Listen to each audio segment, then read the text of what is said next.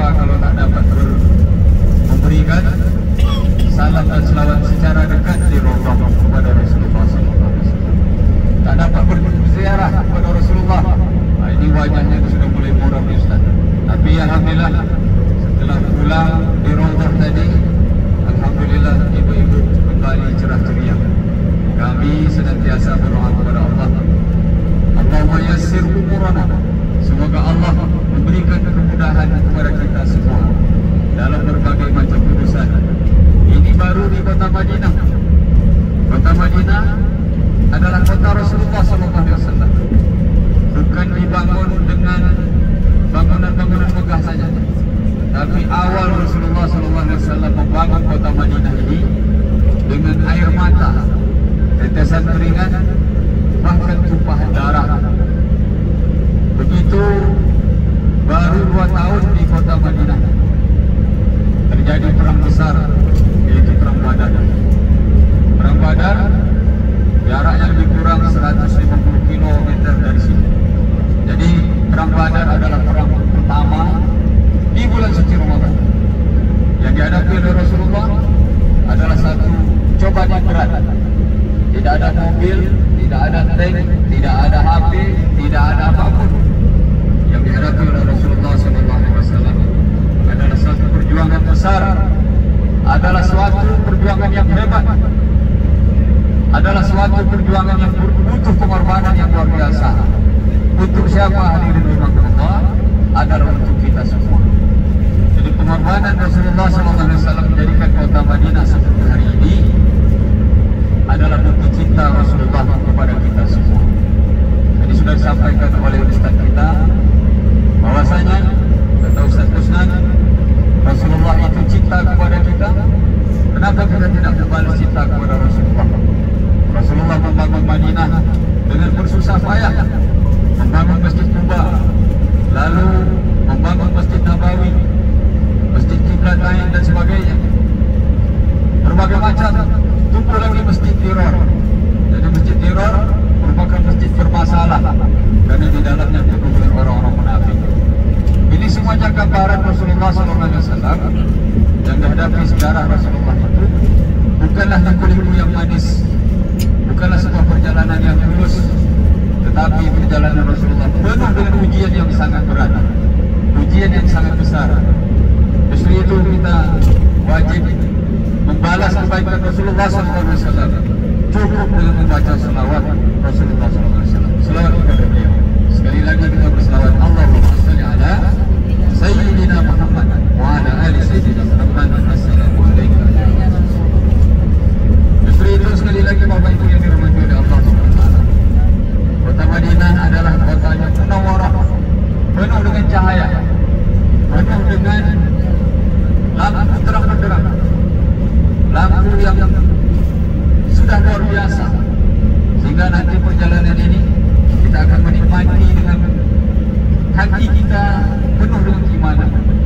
Mungkin perjalanan kita nanti akan terasa bahwasanya capek, terasa lelah, tetapi kelelahan kita kalau sudah penuh dengan iman, merasakan dan menikmati bahwasanya sejarah Rasulullah SAW yang kelam, penuh dengan cobaan dari Madinah ke Mekah atau sebaliknya dari Mekah ke Madinah, tidaklah sama dengan apa yang kita nikmati hari ini.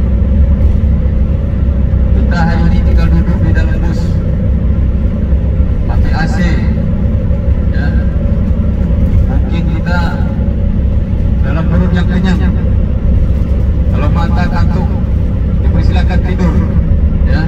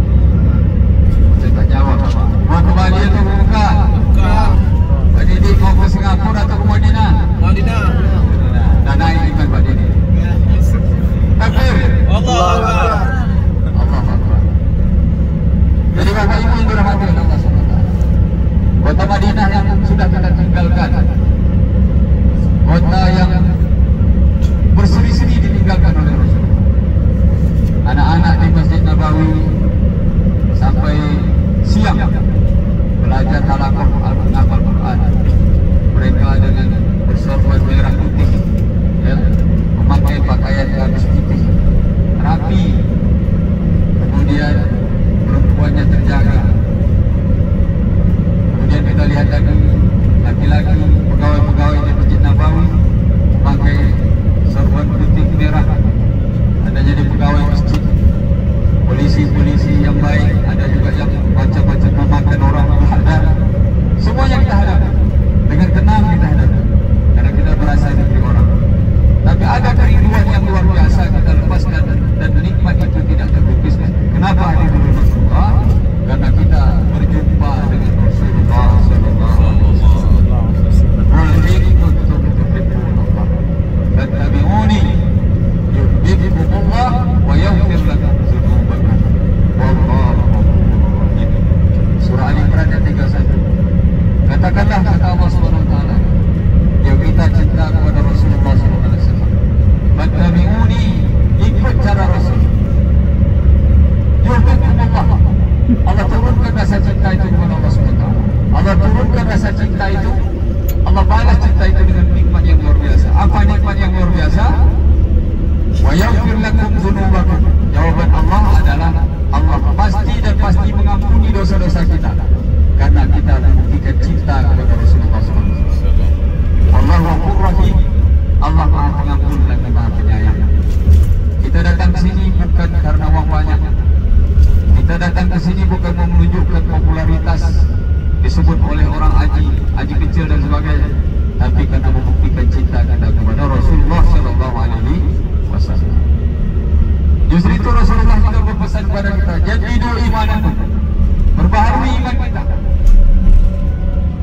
Kaifa jadidu imanakum, bagaimana kita memperbaharui iman kita kepada Allah Subhanahu wa taala? Bagaimana kami memperbaharui iman kami wahai Rasulullah? Qalu la ilaha illallah. Ucapkan la ilaha illallah.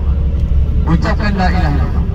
Bertauhid kita juga sudah termasuk kita ucapkan la ilaha illallah. Yakni satu kalimat kita memenuhi panggilan Allah Subhanahu wa taala. Karena panggilan Allah Subhanahu wa taala ada tiga. Panggilan azan itu panggilan. Ini kita sudah sampai di checkpoint pemeriksaan sebelum memasuki kota Makkah bersama abang kita, Bang Didik Sadewa, yang saat ini melaksanakan umroh. Semoga Allah menerima umroh dan amal beliau dan menjadikan beliau termasuk hambanya yang soleh. Terasa di bawah kampung besok panggilan azan berkumandang, kita kembali ke masjid persis kita menunaikan kepada Allah. Maka panggilan Allah ini satu kewajiban bagi kita selagi Allah memberikan ruh dan jasad pada kita semua. Panggilan Allah ini wajib kita tunaikan dengan tepat waktu. Panggilan Allah ini wajib kita tunaikan dengan tepat waktu. Ibu-ibu sekalian, kalau suaminya masih malas ke masjid, maka suruhlah ke masjid cepat sebelum jenazahnya dibawa ke masjid. Betul? Kalau suaminya masih malas menghafal Quran, membaca Quran, maka suruhlah mengaji, baca Quran sebelum dibacakan Al-Quran. Kalau suaminya malas untuk bersilaturahmi, maka suruhlah bersilaturahmi. Suruhlah belajar agama sebelum orang mengunjungi kita. Ternyata jasa kita sudah terpenuhi. Panggilan Allah yang kedua yaitu panggilan kematian. Panggilan yang ketiga inilah panggilan ke Baitullah. Wa azzin fin nas fil bait. Wahai Ibrahim, serulah manusia di seluruh dunia ini. Untuk apa? Menunaikan ibadah haji dan umrah. Wa atimmul hajja wal umrata lillah. Sempurnakan haji dan umrah kita. Kita menyempurnakan hari ini, detik ini, sekarang ini. Jangan sampai rusak umrah kita. Kita jaga pantang larang. Sabar dan sabar. Saling tolong menolong. Saling mengayomi, saling menasihati, saling menghargai, saling menuntut, saling memberikan nasihat. Watawasau bil haq watawasau bis sabr. Inilah pahala yang besar. Mungkin kita belakangkan ego kita. Mungkin kita belakangkan rasa siapa kita. Tapi kita dahulukan ta'awud kita. Ingin menolong orang lain. Itu pahala yang besar. Mungkin kita tertunda sholat karena kita masih menunggu teman kita yang tersesat. Jangan sampai teman kita tersesat, orang tua kita tersesat, tertunda solat kita. Maka insya Allah Allah balas pahala tadi. Ketika kita tertunda solat kita, Allah berikan pahala yang bergandakan kita sudah menolong orang lain. Ujian sangat banyak saudara-saudaraku. Ujian diberikan oleh Allah SWT berupa kesabaran, keimanan dan ketakwaan. Oleh sebab itu kata dia berwaktu ayyukum ahsanu amalan. Ujung kalimat ini ayyukum ahsanu amalan. Akan mau nengok kata Allah SWT amal siapa yang paling terbaik. Amal siapa yang terbaik? Bukankah ibadah ini ada ibadah makruh dan ibadah